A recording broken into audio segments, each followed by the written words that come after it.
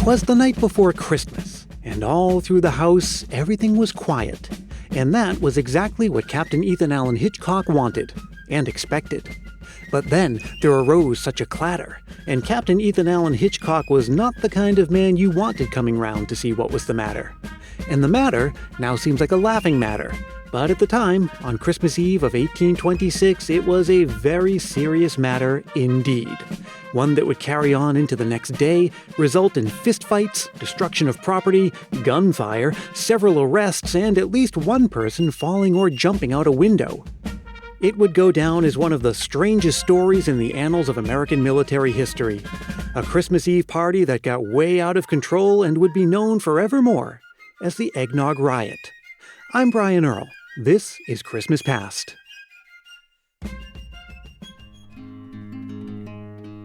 Well, we've turned the calendar page to September, and that means we've entered the 4 best months of the year.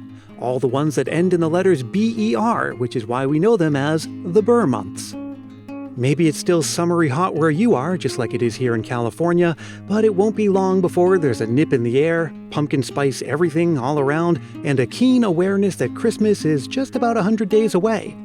For a lot of people, and maybe you're one of them if you're listening in real time, this is the unofficial soft launch of the Christmas season. Yes, it's still quite early, but those of us with the Christmas spirit may start to feel emboldened to watch a Christmas movie or play some Christmas music.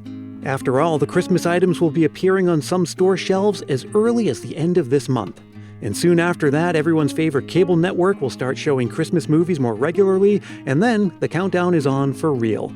So as we ease our way into Christmas of 2021, Christmas Past is back to bring a little Christmas cheer to the Burr months and, of course, the Christmas season itself. I can't say just yet how often I'll be able to bring you a new Burr months episode. As many of you know, there's a new member of the Christmas Past family and the household here at Christmas Past headquarters. Our baby boy will be 10 months old by the time you hear this. He's crawling and standing and babbling and keeping us pretty busy and very tired.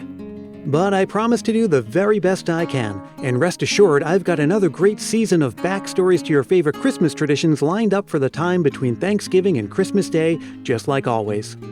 For these Burr Months episodes, I'll be bringing you interviews, new Christmas music, readings of classic Christmas stories, a trivia game, and whatever else I can think of to make things merry and bright as we count down to the big day. Today, it's just you and me, and I'm going to tell you the story of the Eggnog Riot. It's something I've been meaning to get to for a while, and what better time than now? So pour yourself a glass of something festive, but keep it in moderation if you please, because things are about to get wild. Our story begins in 1826 at the United States Military Academy at Westpoint in New York. The academy is about 25 years old at the time, and up until this point, the cadets were no strangers to drunken partying, on campus or off. So in 1826, the superintendent, a General Sylvanus Thayer, banned all alcohol on campus. And drunkenness, whether you got drunk on campus or at one of the taverns just across the Hudson River, could result in expulsion. Even tobacco and gambling were no-nos. Yes, General Thayer ran a tight ship, or he tried to, anyway. Now, a little before our story begins, eggnog was becoming more popular and accessible in America, thanks to ramped-up production among dairy farms in the colonies. It was just starting to become a popular celebration drink closely associated with Christmas time. And back in those days, a term like spiked eggnog was unnecessary. The default was to include alcohol, typically brandy, whiskey, or rum. And so, as you might imagine, the cadets at West Point had become accustomed to having a nice, creamy, spicy, boozy glass of eggnog, or two, or several, at the annual Christmas party. So when they were informed that for Christmas of 1826 the eggnog would be alcohol-free, some of the cadets started scheming up a workaround. It was a simple plan. Again, there were taverns just a short boat ride away across the Hudson River. 3 cadets chose one called Martin's Tavern, where they would buy some whiskey and then smuggle it into the barracks. One of the cadets was a fellow named Davis. We can ignore the other 2 cadets for most of this story, but we need to pay special attention to Davis. You see, he'd earned himself a reputation, the kind where a liquor smuggling plot would sound like business as usual. As a matter of fact, on the 23rd, Christmas Eve, Superintendent Thayer had a private Christmas party at his place for the higher-ups. And at that party, he and the commandant of cadets made a special point of discussing Davis and his disciplinary problems, which mostly involved, you guessed it, alcohol. But let's get back to the smuggling. This wasn't the work of just those 3 cadets. It had to be a coordinated effort. They needed a boat, for starters, so they got buy-in from a private working security to take one. And on December 22nd, off they went. The original plan was to get a half-gallon of whiskey, but they actually returned with at least 2 gallons instead. And separately, another cadet, going to another tavern across the river, also returned with a gallon of rum. There are versions of the story, possibly apocryphal, that have the cadets bribing a security guard to look the other way as they smuggled the booze into their rooms in the barracks. Either way, it's a couple days before Christmas, and hidden among a few rooms in the North Barracks at Westpoint are the contraband makings of a Christmas party that would go down in history. But as far as Superintendent Thayer was concerned, Christmas Eve was going to be an orderly and sober affair. Captain Ethan Allen Hitchcock, a faculty member, was on patrol of the North Barracks that night with the help from a cadet named Nathaniel Eaton. And for most of the evening, things were just as Thayer and Hitchcock expected. All was calm, all was bright. Hitchcock and Eaton had made a patrol in the late evening. But then, sometime around midnight, things started to get lively. In 2 separate rooms, groups of cadets were drinking heavily and getting loud, singing, shouting, roughhousing. Around 4 in the morning, it had gotten loud enough to wake up Hitchcock, who was sleeping a floor below. When he went upstairs to investigate, he found several cadets either drunk or passed out in one of the rooms.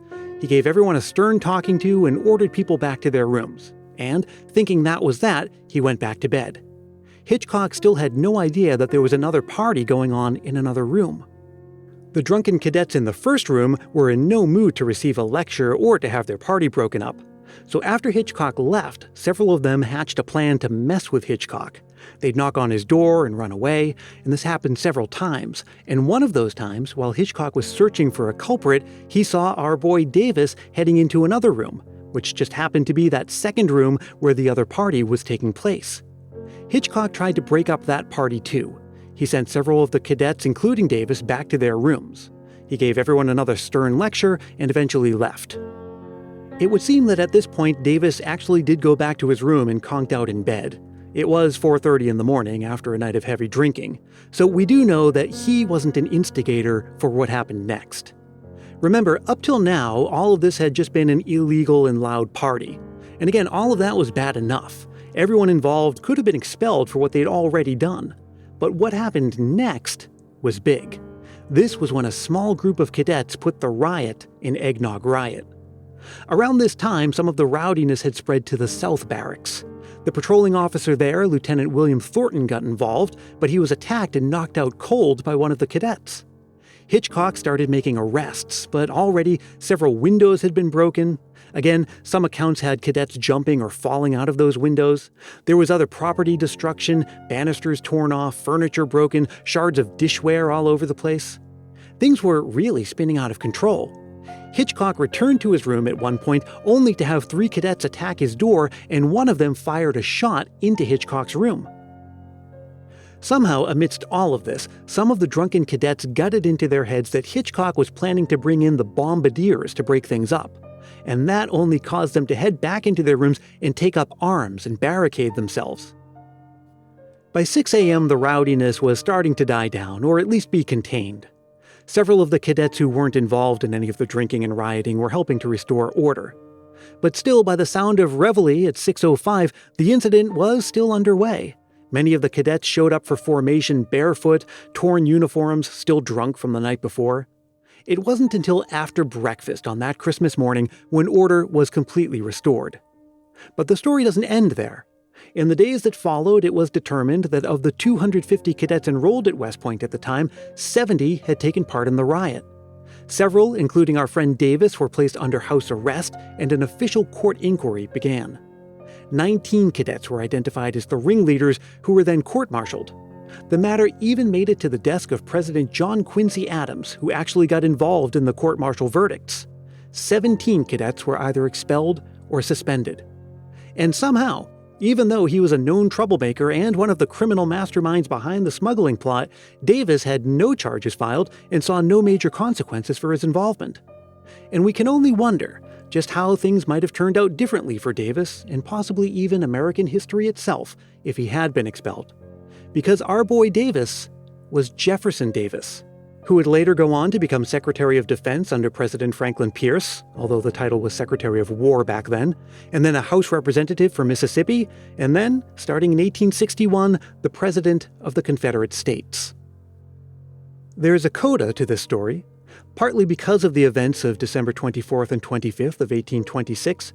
When new barracks were built at Westpoint in the 1840s, the hallways were designed so that the cadets could not move between floors from within the buildings. They'd have to exit the building first to get to another floor. Thanks so much for listening, and it just goes to show you there aren't many success stories that begin with drinking to excess. Hey, before I let you go, I just want to let you know that it is never too early to send a Christmas memory to share on the show this season. In fact, the earlier the better. Even if you've already shared one, I'd love to include another. Just record a voice memo on your phone and send it to christmaspastpodcast@gmail.com. Keep it reasonably short, clean and family-friendly, and be sure to say your name and where you're from. I'll be back again soon. Until then, let me remind you that Christmas Past is produced in wonderful Willow Glen, California by yours truly, Brian Earl. One of the things I love to do to get into the Christmas spirit is to send Christmas cards, and I'd love to send one to you. If you review the podcast on Apple Podcasts, I'll send you a handwritten Christmas card and an official Christmas Past sticker as my way of saying thanks. Email for details on that. Again, it's christmaspastpodcast@gmail.com. You can also use that address to just write and say hello. I love hearing from you, and I do try to respond to every message I get. If you're not an email person, well, you can find me on Facebook, Twitter, and Instagram. And please do join the private Christmas Past Facebook group if you haven't yet, so that we can keep celebrating together. Until we meet again, may your days be merry and bright.